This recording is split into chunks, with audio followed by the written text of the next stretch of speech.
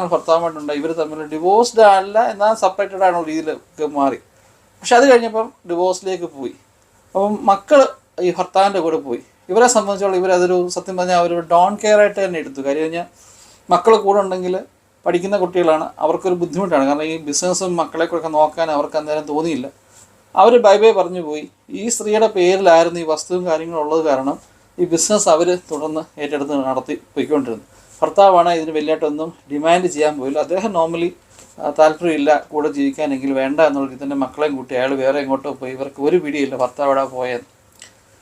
Anyway അവരെ സംബന്ധിച്ചോളം established ആയിട്ടൊരു ബിസിനസ്, കയറിക്കിടക്കാനൊരു വീടുണ്ട്, അത്യാവശ്യം 8-9 പേര് ജോലി ചെയ്യുന്നൊരു ടെക്സ്റ്റൈൽസ് ഉണ്ട്, 10-20 സ്റ്റാഫിന് മേളിൽ തയ്ക്കാൻ ആൾക്കാരുണ്ട്, വൈകിട്ടും ഓവർ ടൈം ഒക്കെ ചെയ്യുന്ന പോലെ തന്നെ വർക്കുകൾ വരുന്നുണ്ട്.